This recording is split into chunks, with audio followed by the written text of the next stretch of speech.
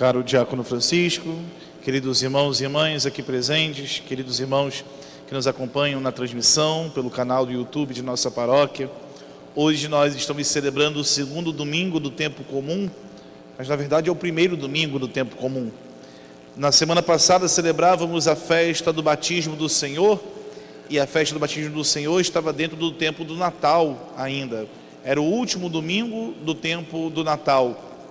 E naquela ocasião concluíamos esse tempo e logo na segunda-feira iniciamos o tempo comum, um novo tempo. E hoje inicia a segunda semana do tempo comum. Então, digamos, hoje é o domingo da segunda semana do tempo comum, mas a gente normalmente não fala assim, a gente fala segundo domingo do tempo comum, mas na verdade é o primeiro, porque não houve um domingo anterior no qual nós pudéssemos celebrar. Estamos iniciando um novo tempo litúrgico, estamos iniciando um novo tempo de caminhada com Cristo, um novo tempo litúrgico, um novo tempo comum. E dentro desse ano dentro do calendário litúrgico, iremos meditar o Evangelho de São Mateus. A igreja divide o calendário em ano A, ano B e ano C. Ano A dedicado a São Mateus, ano B dedicado a São Marcos, ano C dedicado a São Lucas. E fica aí o Evangelho de São João distribuído em algumas ocasiões de festas e solenidades, ou até mesmo dentro do tempo comum, em algumas das celebrações, como a celebração de hoje, essa do segundo domingo do tempo comum. Nós temos aqui o Evangelho tirado do livro de São João, e o episódio é o mesmo da semana passada, é o contexto do batismo do Senhor. O tempo comum é uma caminhada que nós fazemos de 34 semanas, do batismo de Jesus até a entrada dele em Jerusalém. Então nós estamos aqui no início, na inauguração do ministério, quando Jesus, logo após ser batizado e receber o Espírito Santo, começa a pregar o seu Evangelho, chamar e formar os primeiros discípulos, fazer os primeiros milagres e se manifestar como Deus e Messias para todo o povo. Nesse domingo de início aqui do tempo comum, esse Evangelho traz para a gente um grande ensinamento e nos permite vivenciar um grande aprendizado. Todo o Evangelho de Deus é um testemunho disso que São João disse no final do texto que ouvimos. Eu vi e dou testemunho, este é o Filho de Deus. O Evangelho, ele existe para isso, para nos mostrar, para demonstrar que Jesus não é um ser humano comum, que não é um homem simples ou especial dentre outros homens, mas é o próprio Filho de Deus, é o próprio Deus que se fez homem. Esse é o objetivo do relato do Evangelho. E esse discurso de São João, ele começa com uma expressão que nós ouvimos em todas as missas. A expressão que ele diz, quando ele vê Jesus se aproximar, ele aponta para Jesus e diz: eis o Cordeiro de Deus que tira o pecado do mundo. O cordeiro é um animal que é claramente identificado pelos judeus, relacionado à Páscoa. Quando nós estamos no contexto da Páscoa, lemos ali o livro do Êxodo, o segundo livro da Bíblia, o livro do Êxodo, e o relato da Páscoa, ele está em torno do sacrifício de um cordeiro macho, sem defeito, primogênito, que é sacrificado para, através do sangue do cordeiro, aquele povo ser libertado da escravidão do Egito. Isso foi o que aconteceu na Páscoa judaica. Isso é o que nos inspira também a compreender a ação de Deus e a ação do anjo de Deus em nossa vida, em tanto aspecto de salvação, mas principalmente esse cordeiro, ele é um sinal de Jesus. E Cristo posteriormente seria o cordeiro propriamente imolado, macho, sem defeito, que viria derramar o seu sangue para a salvação de todo o povo, para a salvação de toda a igreja, para a salvação de todos os judeus e todos os pagãos. Veio Cristo como cordeiro. Então, quando São João Batista aponta para Jesus e diz: eis o Cordeiro de Deus, É importante lembrar que nós estamos ouvindo uma comparação de um ser humano com um animal, mas essa comparação aqui, ela tem um simbolismo de salvação. Aquele homem, ele é na verdade o que o Cordeiro durante toda a história buscou significar. Ele é aquele que viria para resgatar o povo, para dar a salvação ao povo, para nos livrar não de uma escravidão política, de uma escravidão do tempo e da história, mas veio nos livrar do pecado, veio nos salvar da morte do pecado.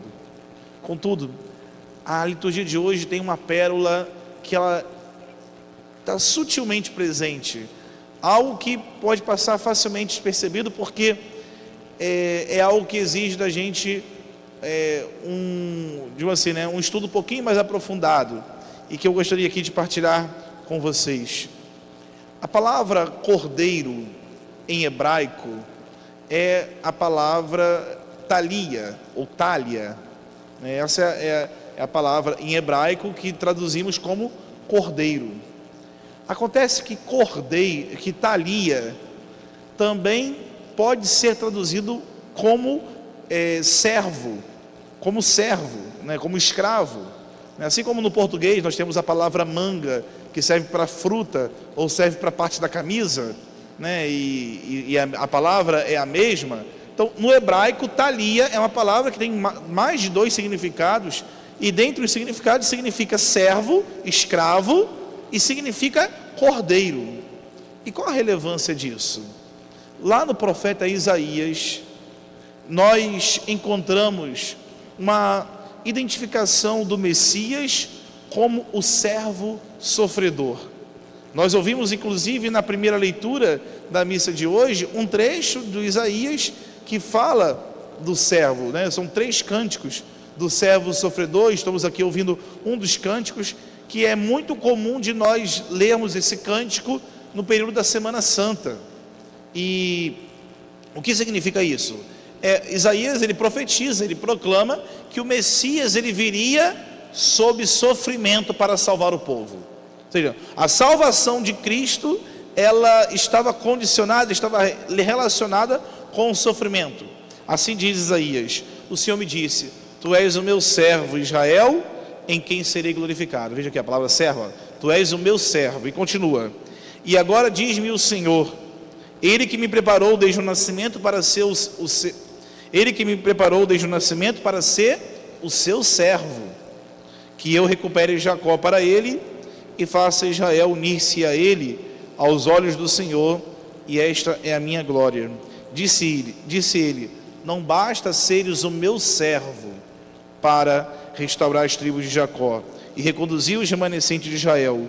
Eu te farei luz das nações, para que a minha salvação chegue até os confins da terra.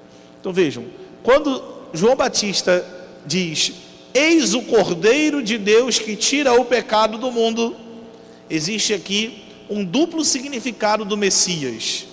É aquele que viria sim como sacrifício, como do Cordeiro, e aquele que viria como sacrifício de sofrer por causa da salvação, como o servo sofredor de Isaías, profetizados aqui.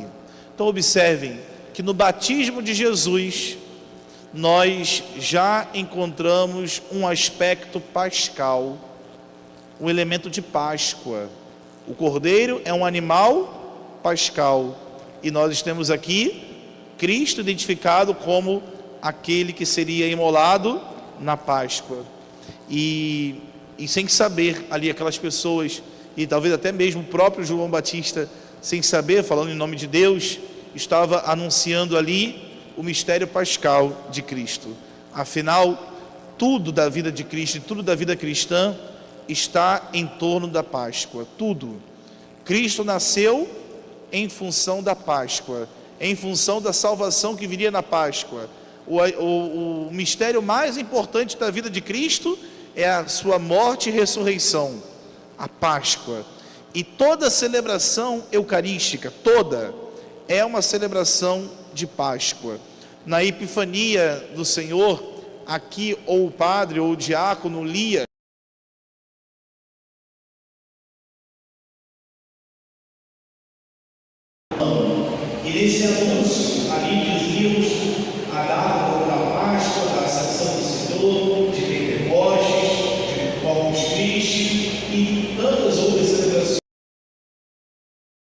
memorial da Páscoa do Senhor, inclusive as festas marianas e as celebrações dos santos. Toda Eucaristia é Páscoa, toda missa é celebração da Páscoa. Até os cristãos chamavam a missa de domingo a Páscoa semanal dos cristãos.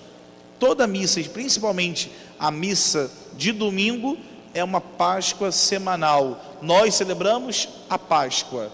Na igreja primitiva não existia tempo comum, tempo do advento, tempo da quaresma. Tudo era missa, era Eucaristia, era Páscoa semanal. A igreja, ao passar dos anos na história, ela foi criando os tempos litúrgicos, as celebrações de festas e solenidades, que, na verdade, elas nos ajudam a aprofundar o mistério pascal. Nos fazem aprofundar ali num aspecto de um mistério que ele é muito grandioso, em que em uma única celebração nós não somos capazes de assimilar todos os elementos. E então, quando nós celebramos o Natal do Senhor, quando nós celebramos o batismo do Senhor, a Epifania do Senhor, a paixão de Cristo, o lava-pés, a instituição da Eucaristia, o próprio dia de Páscoa, a Ascensão, Pentecostes e assim também as festas marianas e dos santos, nós estamos desmembrando elementos de um único mistério, o mistério da Páscoa, o mistério da morte e ressurreição de Cristo, o mistério da salvação que vem do Senhor. Um exemplo que pode nos ajudar a compreender isso ainda, nós temos uma igreja muito rica de pinturas, né, de diversos simbolismos, em que nós não conseguimos parar para analisar cada elemento, cada pintura, cada símbolo em um único ponto de vista, em uma única posição. Precisamos de várias posições que nos favoreçam aqui a termos diversas reflexões, para isso depois ser unidas em nossa mente, nossa memória, em uma reflexão unificada, em uma única compreensão. Assim também, a celebração do mistério pascal, ela é tão complexa, tão grandiosa, tão cheia de elementos, que nós precisamos meditar esse mistério em várias celebrações distintas, que depois nós temos que reuni-las, compreendendo que tudo faz parte de um único mistério. Nós, nesse domingo, então, somos colocados diante desse mistério que celebramos a cada semana. E estamos nesse início de ano, agora, nesse início de tempo comum também, para apontar em diversos aspectos do mistério pascal que nós vamos acompanhar ao longo de todo o ano litúrgico e ao longo de todo o tempo comum, até o final do ano. E eu penso que devemos nos empenhar para que esse mistério seja bem contemplado, bem meditado, bem refletido, para que a gente possa aproveitar bem das ocasiões de compreender melhor a Cristo e do seu Evangelho. E a minha, então, minha orientação aqui final, nessa reflexão, é que aproveitemos esse espírito de início de ano, em que nós fazemos muitos planejamentos, muitos projetos, colocamos muitas metas em nossa vida pessoal, particular, em nossa vida profissional, e que façamos isso também na nossa vida espiritual, que possamos colocar metas espirituais para esse ano 2026, que você possa assim se empenhar em um crescimento nesse ano. E eu penso que o primeiro elemento que não pode faltar é, se você tem dificuldades de cumprir a missa semanal, é primeiramente o propósito da missa todos os domingos, todas as semanas. Eu penso que aqui está o ponto fundamental de uma vida cristã, de uma vida católica, a missa semanal como um compromisso ali de fidelidade ao Senhor. Mas se você ainda pode mais, para aprofundar nesse mistério da Páscoa, vale muito o esforço de ocasionalmente, ou pelo menos uma vez em cada semana, e ainda temos aquela missa durante a semana, a missa semanal. Vejam, o cristão não tem obrigação nenhuma de participar da missa durante a semana, mas quando nós nos dedicamos a Deus para além da nossa obrigação, esse esforço tem um valor ainda maior, porque nós agimos ali com afeto, com amor, com empenho, com zelo, e essa missa participada fora da nossa obrigação, sem dúvida alguma, nos trará graças ainda maiores do que aquela do compromisso, sem prescindir, obviamente, do nosso compromisso semanal. Depois, penso muito importante termos uma regularidade numa confissão. O que significa isso?